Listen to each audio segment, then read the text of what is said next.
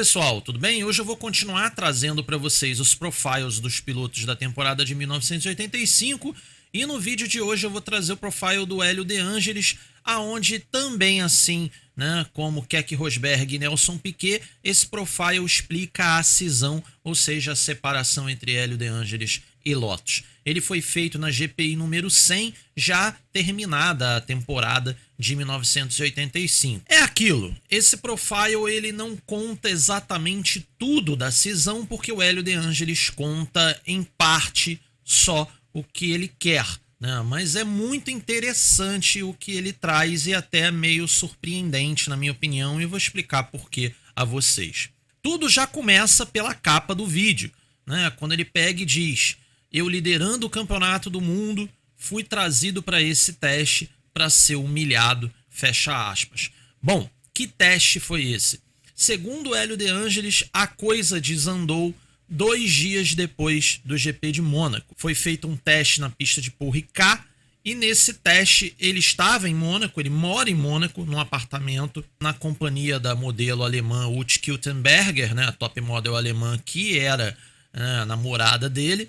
E ele foi mandado para Paul Ricard para a sessão de testes da Lotus. E ele chega lá em Paul Ricard e é surpreendido porque eles fazem o piloto fazer apenas 3 voltas. E aí ele fica indignado com isso, dizendo que foi tratado como um novato chegando no time.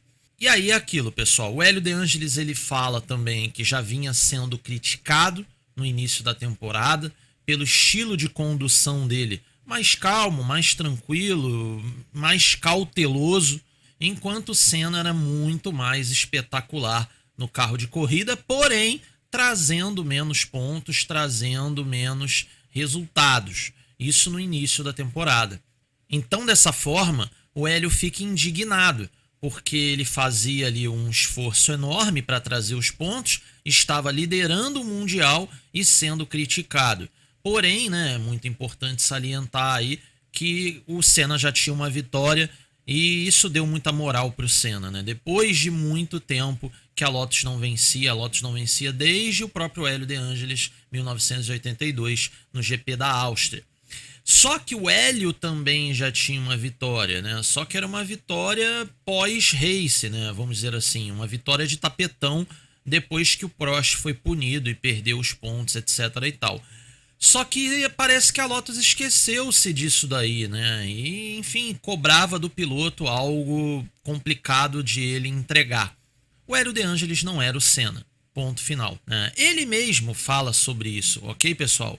Dizendo que já foi espetacular no passado, já foi super agressivo assim, e que amadureceu e que entendeu que não era mais para ser assim, porque dessa forma os pontos não vêm. E, enfim, é complicado, é um piloto já maduro, querendo o título mundial e entendendo que precisa somar pontos e contar com abandonos dos seus adversários.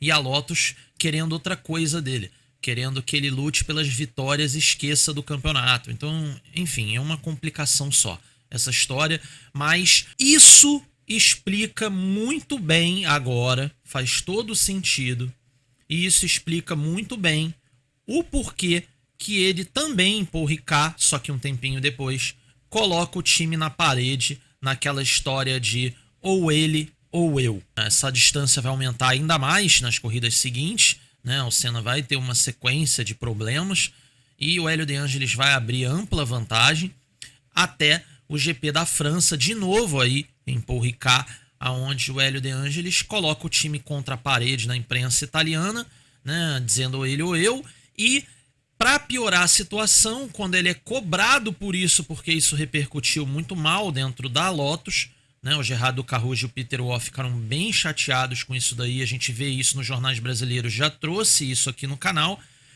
Quando isso estoura, ele diz que não disse. Aí fica complicado, né? Ele desconversa. Não falei dessa forma, etc e tal, enfim. Ao invés de ele fazer o que ele fez lá em Zandvoort, na Holanda, quando ele diz, né, a mesma coisa, o ele ou eu, porém ele explica o ele ou eu. A Lotus não quer soltar a Ayrton para a brava. Mas o negócio pode acabar sendo até facilitado pelo que Hélio de Ângelis já comunicou aos dirigentes da Lotus. De Ângelis disse claramente que se Ayrton continuar, ele sai. Por uma única razão. Ele disse que a equipe não tem estrutura para manter 2 carros no mesmo nível. Isso acaba prejudicando os dois. Então, ele fica esperando o que vai acontecer com Ayrton, para decidir se sai ou se continua na Lotus. Né?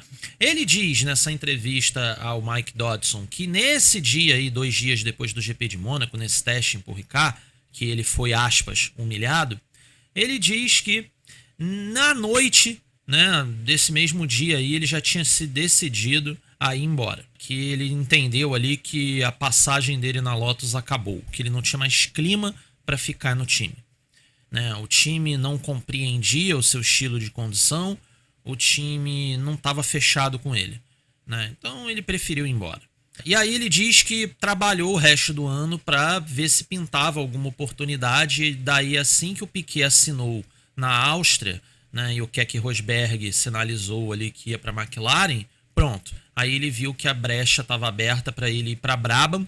Ele surpreende a gente, inclusive, nessa entrevista, dizendo que já tinha recebido outras propostas aí do tio Bernie Ecclestone, né, e não aceitou. E dessa vez ele resolveu aceitar. E vai fechar esse contrato só no final do ano. Sobre o carro da Brabham, sim, ele já tinha testado o carro da Brabham. Só para contextualizar para vocês, o teste da Brabham aconteceu no iniciozinho de dezembro. E aí o que acontece? Ele testou o carro de 85, ok? Não foi o carro de 86 que tiraria a vida dele. Ele testou o carro de 85 e elogiou bastante o conjunto. Carro, motor e, acreditem, pneus. O motor, ele diz claramente para quem quiser ouvir que o motor é muito mais forte do que o motor Renault. Ele ficou muito contente com o motor do carro, ou seja, ele estava animado para 1986, era um piloto que não estava vindo para a Brabham com sentimento de derrota, não. Outro motivo que convence o Hélio de que era hora de finalizar o capítulo dele com a Lotus é porque ele via que com a Renault a coisa não ia para frente na carreira dele. E o sonho dele de ser campeão mundial não ia se realizar. A mágoa dele da Renault principal não era em 1985, e sim em 1984. Né? A grande questão dele com a fábrica francesa é o que eu sempre falei aqui no canal. A Renault tendo um time correndo na Fórmula 1 e esse time recentemente disputando o título mundial em 1983 e tendo falhado nisso, né, perdendo o campeonato para a Brabham, a Renault não aceitava de maneira nenhuma andar atrás da Lotus. E isso aconteceu em 84 e a Renault começa a nerfar a Lotus. Eu sempre falei isso aqui no canal e agora vocês podem ver isso aí da boca do Hélio de Ângelis. Né? Ele diz, se nós tivéssemos os motores de fábrica, com as atualizações de fábrica, nós teríamos alguma chance contra a McLaren. Só lembrando a vocês que o regulamento de 1984 era muito menos restritivo quanto ao combustível do que o de 1985. Então, as chances do motor Renault em 84 eram muito maiores, visto que o problema do motor Renault sempre foi consumo de combustível, e isso não era tanto um problema em 1984. Eles não precisavam andar se arrastando.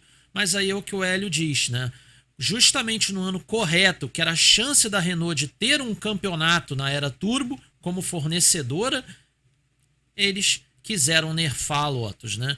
E eles nerfaram a Lotus não só no motor. O Hélio não sabe disso, mas o Ibrahim Malik coloca no seu livro claramente para quem quiser ver lá, né, que a Lotus também era nerfada nos pneus. Né? A Renault colocou em contrato com a Michelin que a Michelin não poderia fornecer pneus para a Lotus. E o Peter Warr bateu na porta da Michelin e descobriu isso. Né? Então foi uma pancada na cara do Peter Warr, ele não tinha o que fazer. Então, dessa forma, ele fecha com a Goodyear. Bom, agora peguem vocês, imaginem esse carro da Lotus de 84, com pneus Michelin, muito mais velozes do que os Goodyear, principalmente em classificação. Né? Em corrida, eles eram bem melhores também, mas em classificação eles eram incríveis. Então, imaginem esse carro com pneus Michelin e os motores Renault de fábrica, eu garanto a vocês, né, que o Hélio tá certo. A Lotus ia ter condições de lutar. Eu não estou dizendo que a Lotus ia ganhar o campeonato de 84, mas a Lotus ia ter condições de lutar e a McLaren não ia poder ficar distribuindo os pontos entre os seus dois pilotos o ano inteiro. Ela ia ter de priorizar um piloto só. Ou seja, ela não ia nadar de braçada igual ela fez em 1984, né? Foi um dos campeonatos mais fáceis da história da McLaren. Claro, teve o de 88 também, enfim, 89, mas o campeonato de 84 ele foi muito tranquilo para a McLaren até dentro do ambiente do time, ao contrário de 88 e 89. Então, tudo isso seria diferente se a Renault não tivesse nerfado a Lotus. E aí você pode estar se perguntando aí em casa, né, assistindo esse vídeo, mas por que a Renault fazia isso? É muito simples, né? A Renault de 84 ainda vislumbrava o título mundial. Não era a Renault totalmente destruída de 1985, já fechando as portas, apagando as luzes. Não, era uma Renault que ainda vislumbrava alguma coisa, né? E a pressão, principalmente da mídia francesa, em cima de Gerard Larousse, Jean Sage, Gerard Todt, Michel Tetou, o Dudot e o Migeot era muito grande. Então, enfim, eles eram cobrados porque, gente, é a Renault e estava sucumbindo diante de uma cliente. Então, a pressão em cima da Renault era gigantesca, né? Que eles conseguissem andar na frente da Lotus.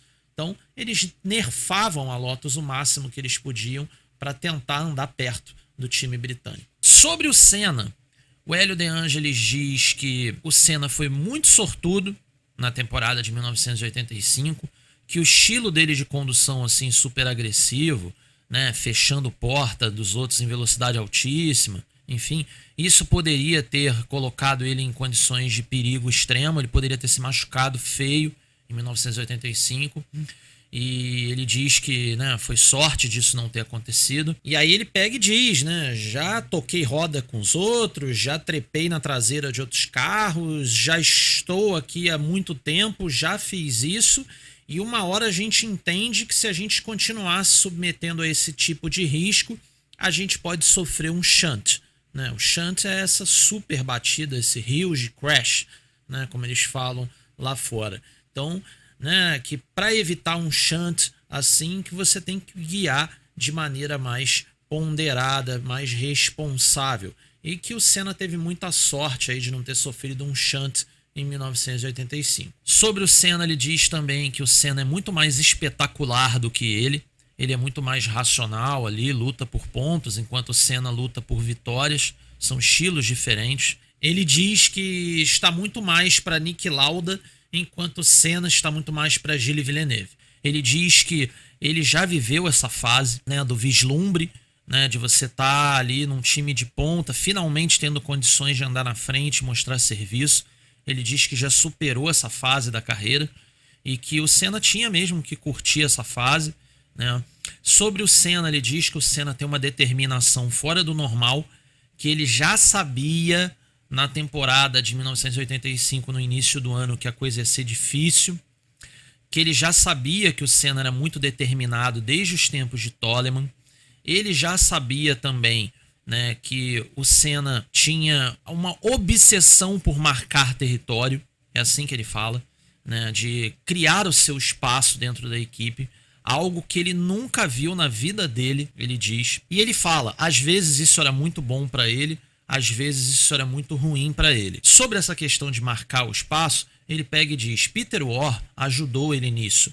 Peter Warr o tratava como um filho, a sua descoberta.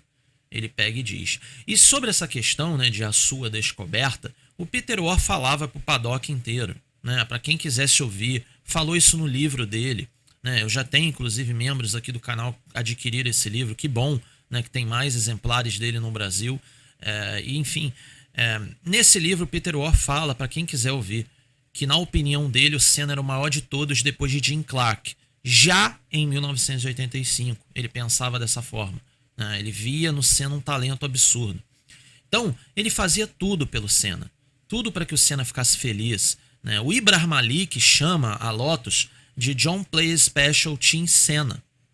não tinha Lotus. Isso incomodou muito o Hélio De Angelis. Essa é a sensação que eu tenho, né? O Hélio De Angelis chega a citar, né, que o Peter poderia ter dividido melhor o workforce do time, ou seja, os mecânicos, e também o apoio psicológico e técnico do time. E aí ele pega e diz, né, senti que fui deixado de lado tecnicamente e moralmente, fecha aspas, né? Não teve jeito, a coisa complicou demais pro Hélio depois do meio da temporada. De uma forma que ele não consegue esconder de ninguém.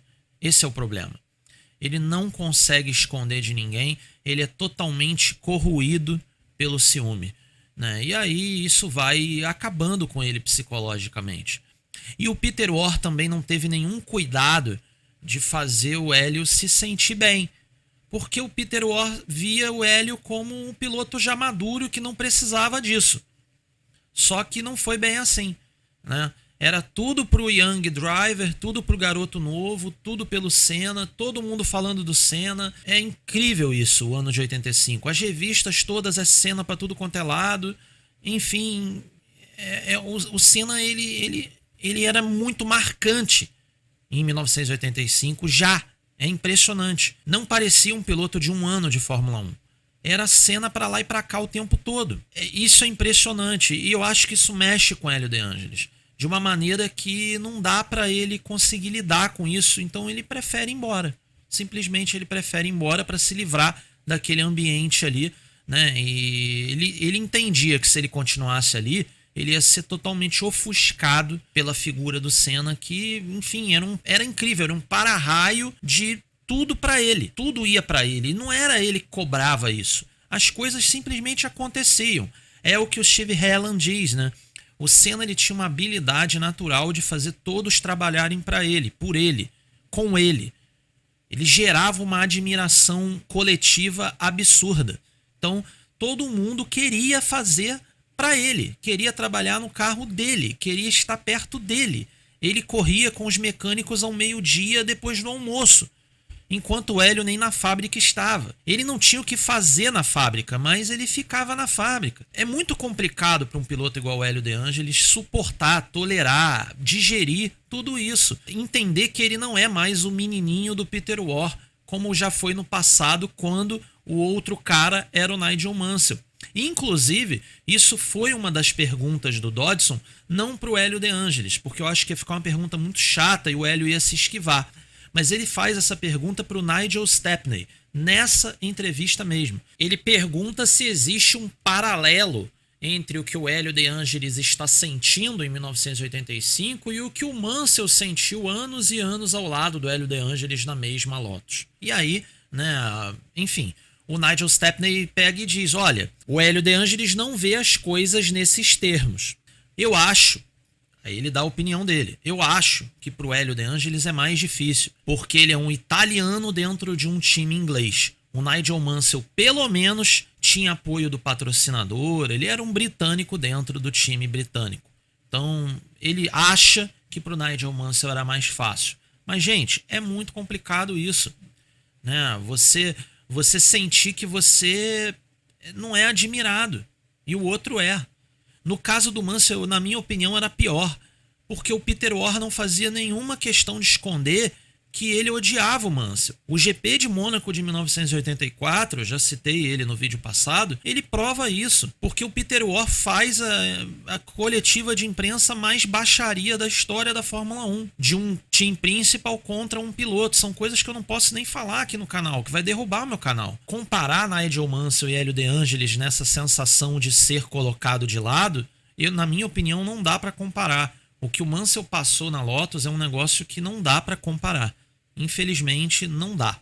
Sintetizando aí quase 10 anos de Lotus em alguns minutos, a sensação que eu tenho é que o Peter Orr era corroído pelo ciúme do que o Nigel Mansell recebia de tratamento do Colin Chapman.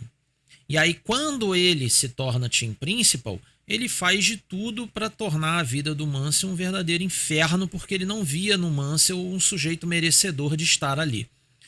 E, por outro lado, o Hélio De Angelis, da mesma forma, era corroído pelo ciúme de como Peter Orr tratava o Ayrton Senna.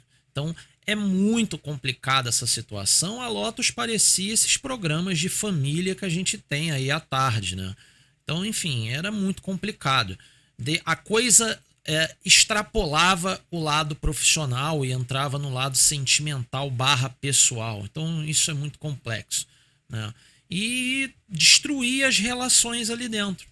Infelizmente era isso que acontecia, né? O ciúme que dominava ali em determinados recortes de tempo alguns dos personagens do time, e isso destruía as relações dentro da equipe. Bom, pessoal, eu espero que vocês tenham gostado do vídeo. Eu tentei ser o mais detalhista possível aí nessa entrevista, sem tesourar muito ela, e acabei trazendo só o Hélio mesmo, porque essa entrevista dele, ao contrário de Rosberg e Piquet, ela rendeu muito e ela rende um plano de fundo para muitos outros assuntos, né? A gente falou de Renault, a gente falou de Mansell, falou de Peter Warren, enfim, né? Tem muita coisa que eu não disse que está nos textos aí da tela, né? Por exemplo, a opinião do Hélio De Angelis sobre o Peter Warren, o que ele pensa do Peter Warren é um pouquinho forte, né?